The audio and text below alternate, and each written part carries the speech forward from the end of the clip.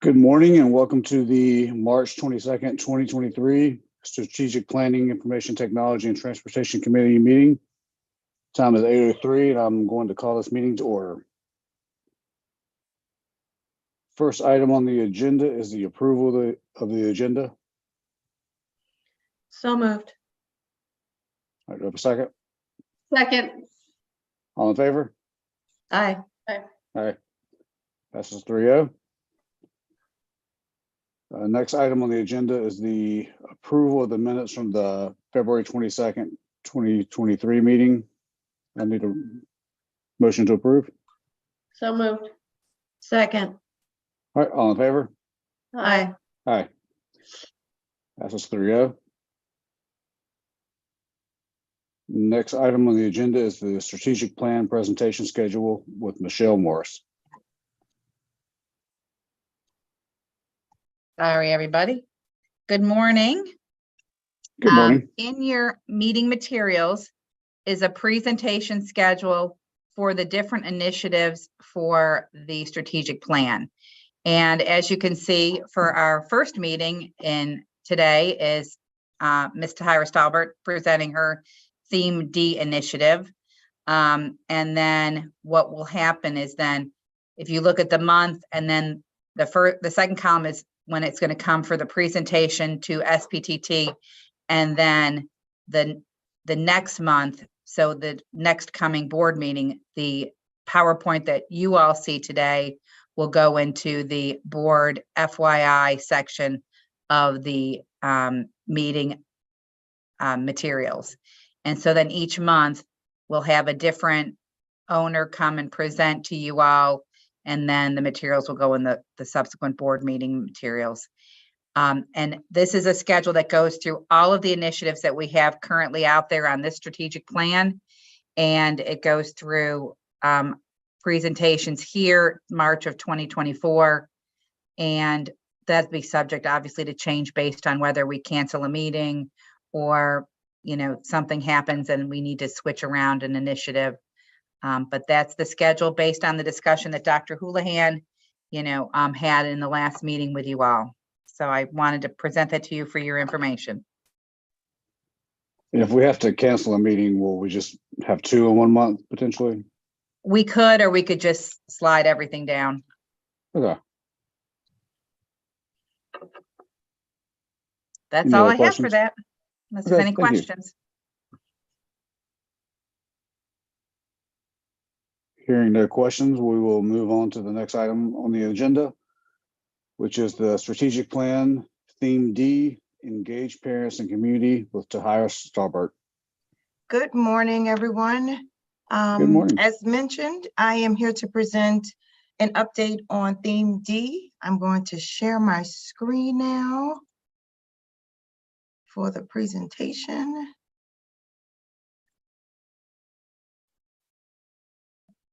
Is it there? Can you all see it? We Yes? see it. Okay, Yep. awesome. Let me put it in slideshow. Okay, there we go.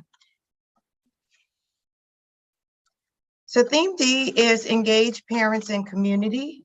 And this theme was designed around designing and implementing a plan to improve family organizations at schools with low engagement. Since that time, we have done a little bit of research to figure out where we need to go with this work. With any project, any initiative, you have to have some background of what you want to do in order to get to the goal. With that in mind, we work with a thought partner to conduct an internal audit to determine the state of family engagement at UCPS. We have lots of family engagement efforts going on around the district, but from a level of figuring out what that looks like as a whole, what goals are, how we will measure family engagement, those are some areas where we need some improvement. So in May of 2022, we conducted a survey to gather feedback from parents, principals, and some community stakeholders about family engagement. Very pleased to announce that we received 4,945 responses from parents. and 22 from principals. And then we also had some information from some community partners. Following the survey, we determined that we need to define family engagement in UCPS. What does that mean for us as a district? What is the current status of family engagement? How will we measure the success of it? And who should be involved in the work around expanding, defining, and figuring out where we want to go with this work?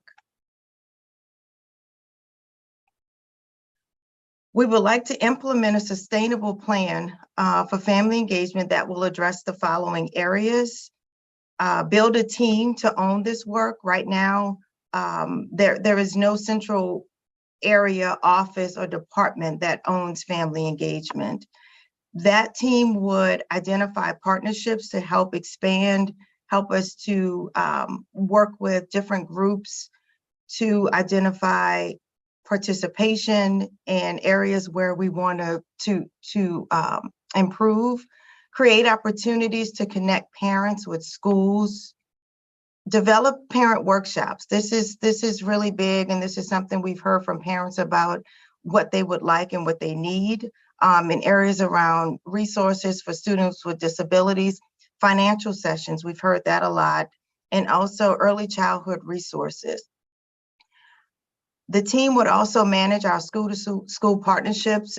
You all may know that as of right now, we piloted a few years back a school-to-school partnerships initiative where we have different initiatives happening between schools in different clusters, and that work needs to be managed and as we grow it.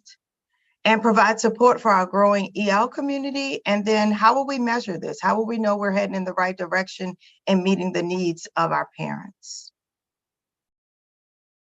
So next steps for next school year would be to identify an owner at the central services level to own this work, hire and onboard someone during the summer months so that they can get started in the fall. Decide if the strategy will be district-wide or if we will have it focused on certain identified schools, and then implementation and develop a monitoring and evaluation process. And at this time, I will take any questions.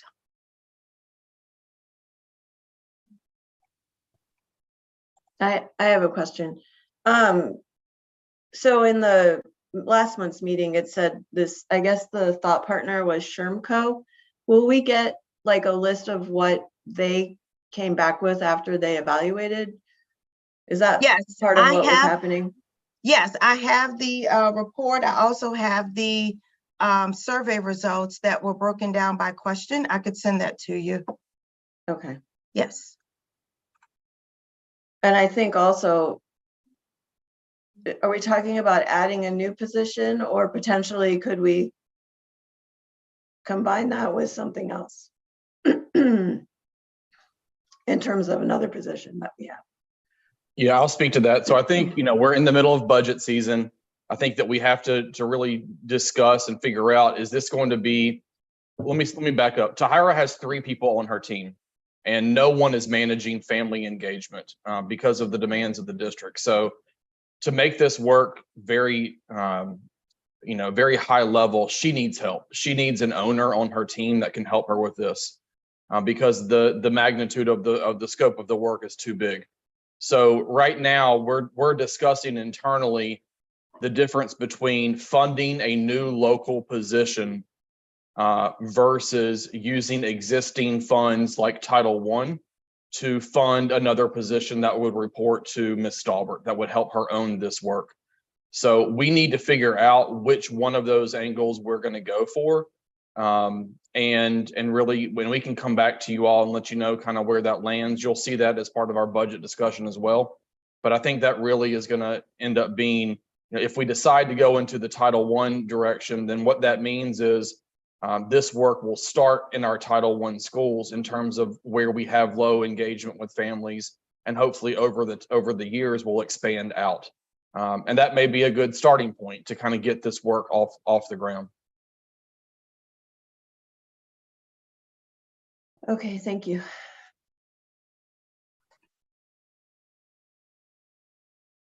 And when will you guys are discussing that with like finance with, I know, because we're in the budget year and everything. Because that seems we're already kind of tight. So I'm trying to make sure that we're not, we'll get more information on that. Yeah, so we're discussing it as a cabinet team, going through the final stage right now of our budget priorities and Mhm. determining what stays, what goes, what is needed, what would be great to have versus what is a must have. And so as we kind of finish, we have to finish those discussions by next week. Okay. And so I would say that if you don't see this on a budget priority list moving forward, then we've decided that that's going to come from a different source other than local. So that's kind of where we are right now. And as I present the budget request at the April board meeting, that's where you'll either see it or you won't. But I think we've got a backup plan to move this work forward regardless. I think that's great because I think our budget's going to be tight. Yes. Yes. Thank you. Yeah. Thank Yeah, you. I have a question too, real fast. I know in some clusters, we might have a low like PTO, like engagement and everything, or no PTO, but they might have a strong booster club potentially. Do we know of any clusters that might be potentially? And that might be a way to get people more involved with PTO potentially. I think that's true at the high schools. Maybe Porter Ridge, I feel like, has a stronger booster, but not and Piedmont, I don't know if they have a separate, but they have a strong booster, I feel like. If I remember from the list you did, Tahira. Yes, I can't remember right off the top, but there are situations like Mr. Helms is speaking about where boosters are stronger than actual parent engagement involvement at the school level. And those are the things that we will dig into to figure out where we need to focus our efforts as we move forward. Okay. And then the community partners, I mean, you don't have to give their names, but what were some of the community partners that were interviewed and surveyed? Yes, there was Hartford Monroe was one. I remember the Boys and Girls Club was another. I remember those were two right off the bat that I can remember from May. And those Okay. are some of our partners that we work with very, very closely in terms of parents and students and families as a whole. Okay. Are there any more questions? Thank you. Thank you. Thank you. All Thank right, you. moving on to the next item on the agenda is the technology. It's the reinstitution of the technology fee with Jay Parker. Hey, good morning, everyone. Hey, good morning. Beginning in the 23-24 school year, we'll be reinstating the technology fee of $30 for all students in grades 3 through 12. This will help cover the rising cost of replacement parts, specialized tools, vendor services, and lost and stolen devices. This fee will also cover and provide the service for our students that have expected having Chromebooks for use every day. This will help ensure that that occurs in our district. So we want to implement the $30 fee back in next school year. Supplements our current budget that was just taking a big hit due to all the rising cost of parts and these lost and stolen devices. We're having to, pay that out of our district budget, and we will implement this fee to help offset some of those expenses. And in your packets, I've included a letter that describes the fee in the upcoming year, and also a 14-page booklet that will talk about the expected use of Chromebooks, everything from digital citizenship to cybersecurity elements that will support parents with this process.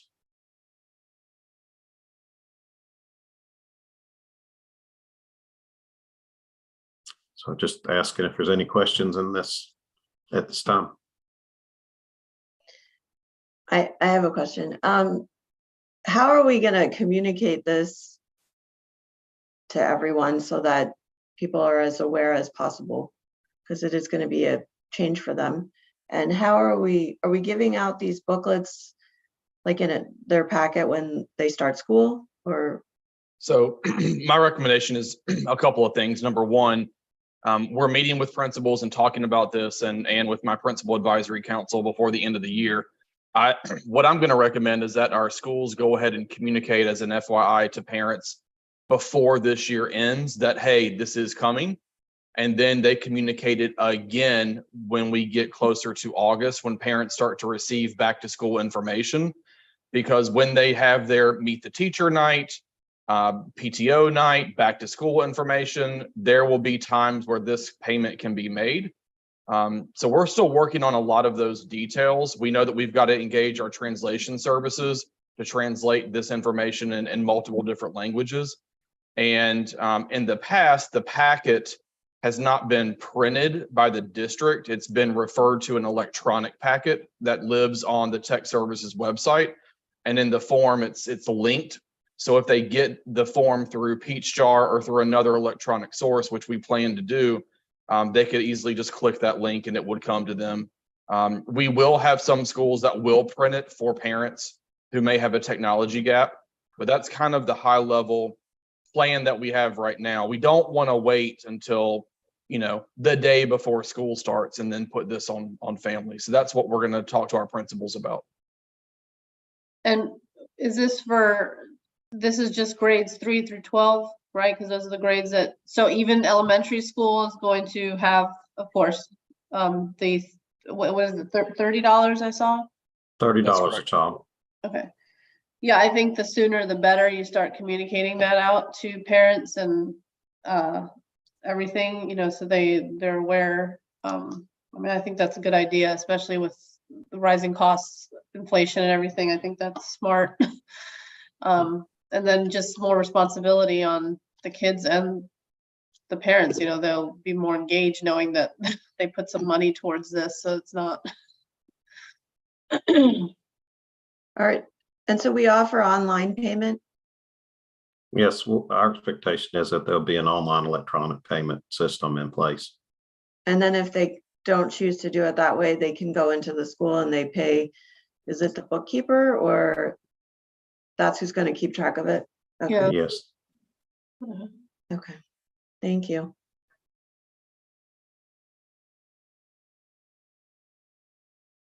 And then just a question. Sorry. Is this a one-time fee or is this yearly? I can't remember. It's a yearly fee of Yearly. $30 to cover the cost of the repairs and the parts. And I can't remember, do the students, like when they first get their Chromebooks, I don't know what year it is, do they keep it throughout the additional years or do they return it at the end of the year? How does that work?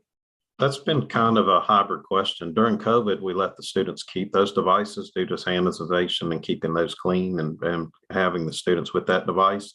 But now we've gone back to a collection process where we'll be collecting all Chromebooks at the end of every school year, cleaning, performing repairs, and then reissuing them at the beginning of the next school year. This year, Ms. Green, the timing works out perfectly because we're also in the beginning of the 5-year refresh for brand new devices for grade 6-12. Yeah. So we've got to collect the ones anyway that we have.